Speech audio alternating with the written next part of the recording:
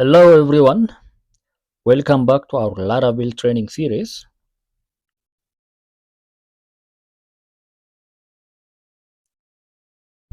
In our previous phase, we structured our application using controller, routes, and view.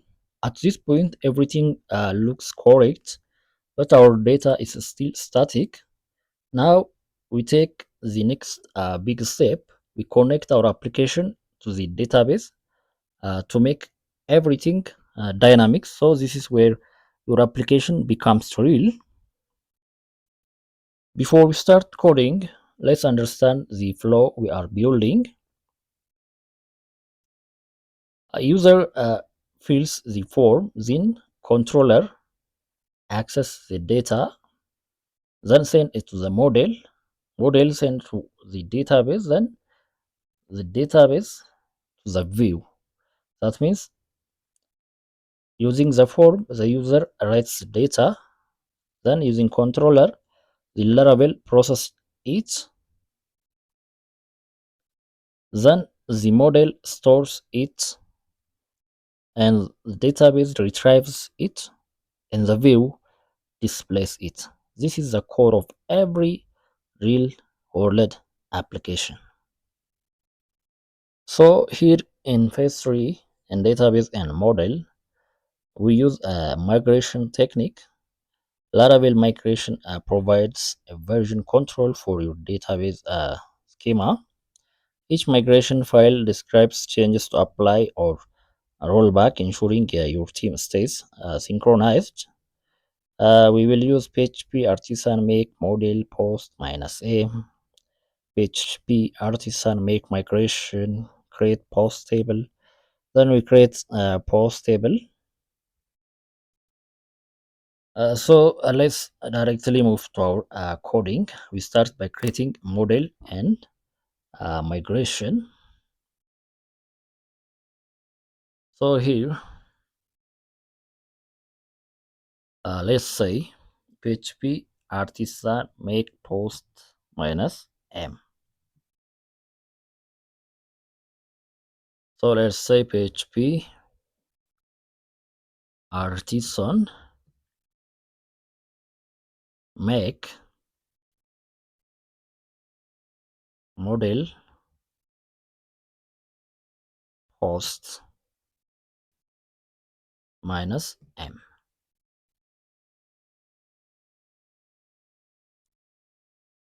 This single commands create two important things. The first is model app models post.php, then migration database migration xx, or migration. Here is our date, create post table dot php. So it creates two things, post.php and table. So now let's understand why both are needed. So we have post under model. We will have post.php. The model represents your database table in code. It acts as a bridge between your application and the database. So instead of writing SQL, we interact with the database using a model. Next is a migration we have created. Migration stored in database. So let's look database migration. Here is our table. Create post table.php. We have two kinds of function, up function and down void function. So the migration defines the structure of your database table. Think of it like a blueprint. Instead of manually creating table using MySQL or some other PHP admin systems, we define them in code. So something you need to have in your mind, or something you need to understand, is that Laravel uses something called Eloquent object relational mapping. Uh, I assume that you have already have some concept of object-oriented programming and also inheritance concepts. When we say object relational mapping, it allows us to work with a database record as PHP object instead of SQL queries. So this is the major advantage we have here. Next, we have up function and down function. So now we need to define. So here we need to define our uh, migration table. So we have schema create post function blueprint table, table ID, table timestamp. So instead of table timestamp, let's make it table string. Let's make it a string. String. This could be a title. Let's make it. It could be a title. Next, we have a content for the table. So we will have. Let's copy it and save our time. Let's just edit it. Actually, it's not advisable to copy and paste while coding. You can copy it by your own. So let's create next table is for our content. Let's make it let's make it let's make it text, since we will use the content for the post.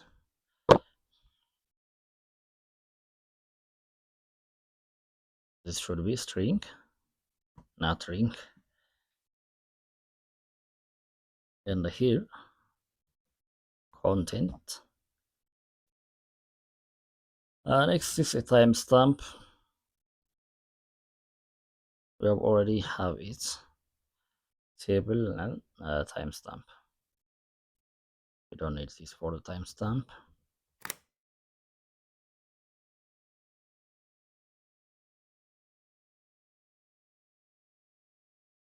Time stamp.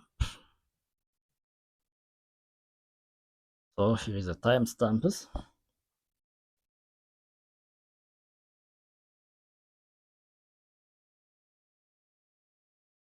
So schema create post function blueprint table. This tells Laravel to create a new table called posts. Yeah, with S. So a blueprint is to define the column, while table represents table structure. This table ID creates a primary key. Each post will have a unique ID. This is how Laravel identifies each record. While string title here, this creates a column called title. String means short text, usually up to 255 characters. Next is table text content, MST content. So this creates a column for longer text. We use text because post can be large. And next is timestamp. This automatically adds created at and updated at, so that Laravel manages this automatically. So designing your database correctly is very important. It's vital to design your database seriously. So a well-designed table makes your application easier to maintain and scale up. Now let's run a PHP artisan migrate. PHP not there. Let's do it here on terminal. Let's clear our terminal. So PHP artisan migrate. Let's migrate. So this command applies the migration. That means Laravel converts our code into SQL and executes it. You don't see SQL because Laravel handles it. So post is already exist or already created because I have run it 2 times. So when you run for the first time, it will uh, get a success. So the reason it says this is because I run it 2 times. So right now Laravel is creating the post table inside your SQLite database. So inside this database SQLite, it's creating the table. It's also tracking which migration have been executed. So we have create a post table. See, our post table is created. Next migration, as I've already mentioned, that it will be used for version control for a database. Migration act like version control for our database. You can track changes, review database, and share structure with others. So our next step should be configuring our model. We have already created a model post.php. So inside this, it includes namespace app models, uses Eloquent model, class post extends model, but we need to add something. We need a field that can be inserted, something that is fillable. A fillable thing should be placed here. So between this class, let's add something protected, protected, fillable,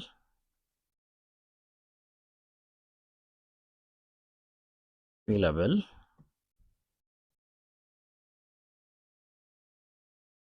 Let's make it title and content.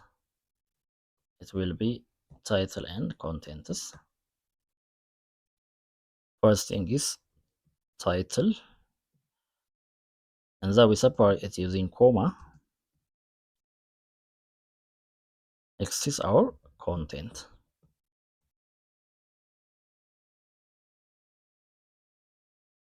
So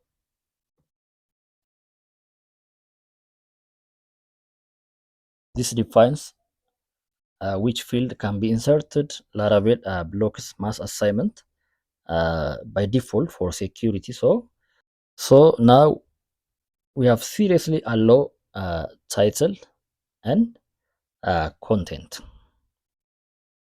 So instead of allowing any mass alignment, Laravel uses this kind of things, since mass alignment allows inserting multiple fields at once without fillable. Laravel prevents this to avoid any security risks. Next, we need to save our data. So we got a post controller method. I've already created our controller. Let's remove it for now. In post controller method, we have an index. We have which shows for create, and also for submission we have store mechanism. But right now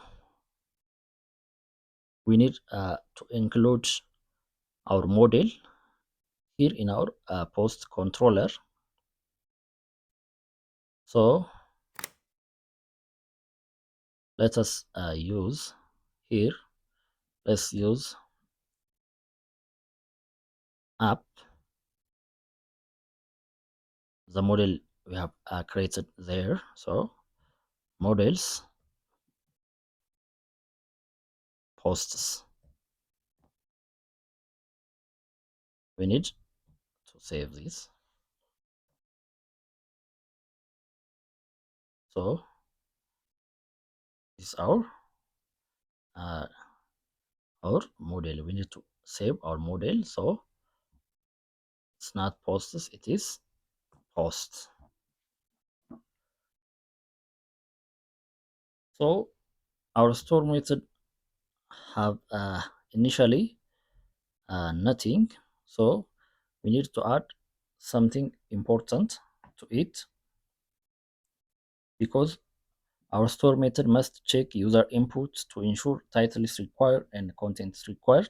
So prevention of any bad input should be available in our platform, and then it will store it into our SQLite in our SQLite database. So let's create a store method. So to save time, I have updated our store function. So we have two mechanisms. First is validate input, next is save to the database. So the request will be validated. So title required max and content is long form required. Then save do to uh, and then save to database content and title. Then redirect. So post creates, the create part will create a new record in our database. So Laravel automatically inserts it.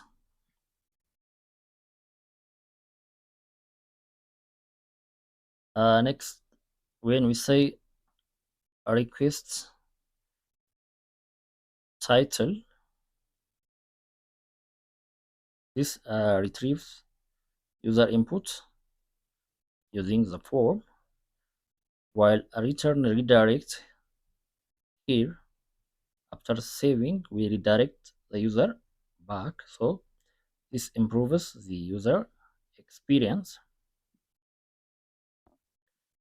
So our data flow will be form, then request, then controller, then model, and finally to the database. So this is the core backend workflow. Next is our index. Our index will fetch data and display to our home page. So initially, our index is public function index return view uh, post index. So now let's update this. Post should be, let's say, our posts, our post, yeah, our posts,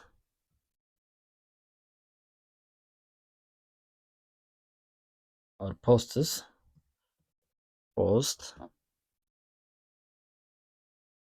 It should retrieve last or the letter one or the latest.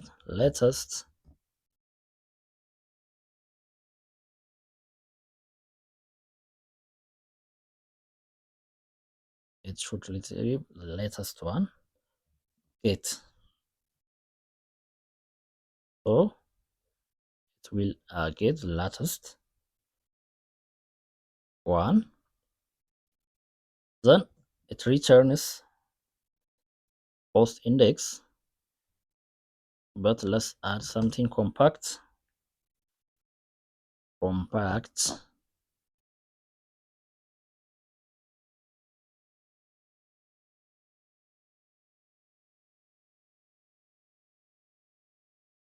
posts.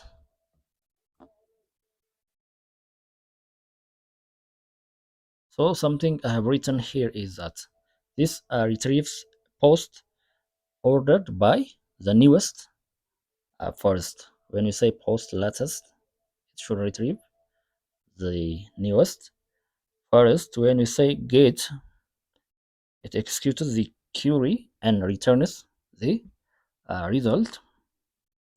When you say compact, I think this should be small. Yeah, compact.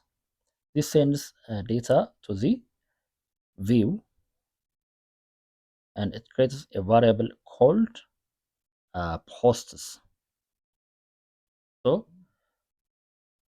controller sends data and the view receives it. This is how Laravel connects backend to the front end. Our next is displaying data. Next step is to display data.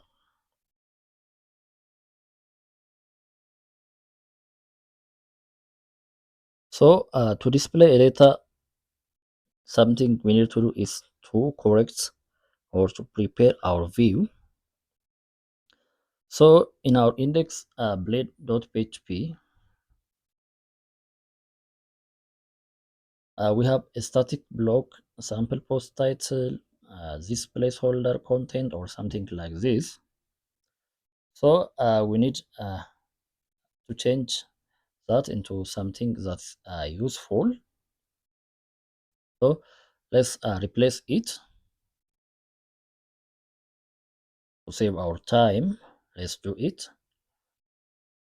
So now I have replaced the static one with our dynamic content. So when we say for else posts, say post, that for else loops through our posts. So if it's empty, shows the fallback or no post yet. So output the data safely and prevent serious issues like cross-site scripts. So Blade simplifies looping and rendering data. It keeps a template clean and readable. So at this stage, your application is now saves the data to the database and retrieves data dynamically, displays real content. So there is no longer static app.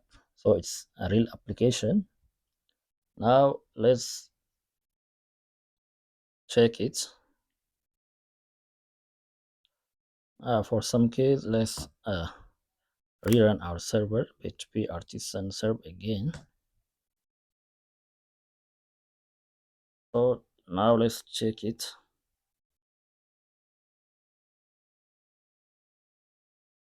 Now let's check from the home.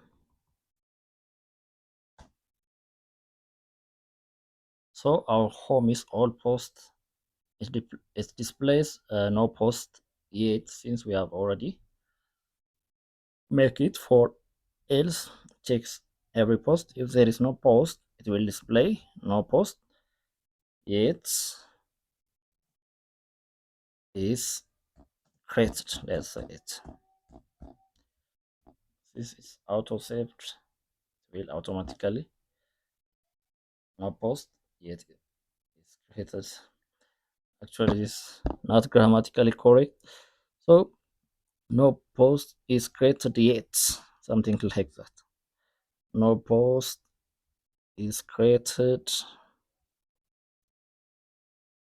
No post is created yet. Yeah, it should be like that. No post is created yet. So now let's create a new post. Let's make title Laravel. Laravel blade. Laravel blade. Let's write something. let's say blade simplifies looping and rendering data, and let's make it and keeps templates clean and readable, blah blah. Let's say it. Or let's publish it. See that under our post we have a title Laravel Blade. So the content is Blade simplify looping, rendering data, keeps the template clean and readable. Let's create another one.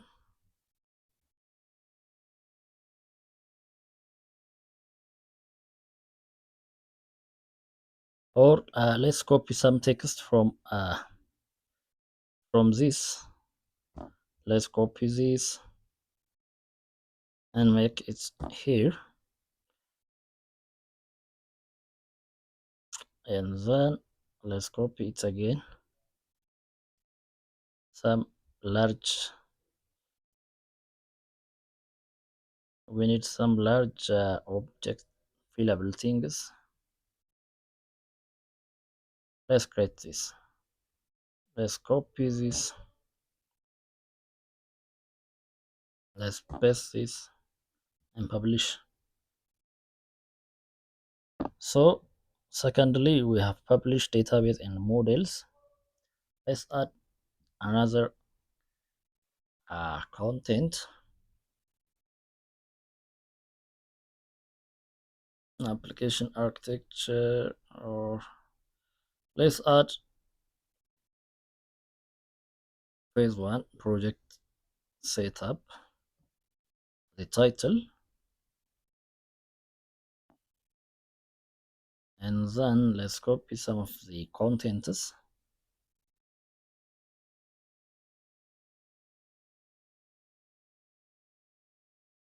Okay, let's paste it here. Let's paste it repeatedly. So let's publish it.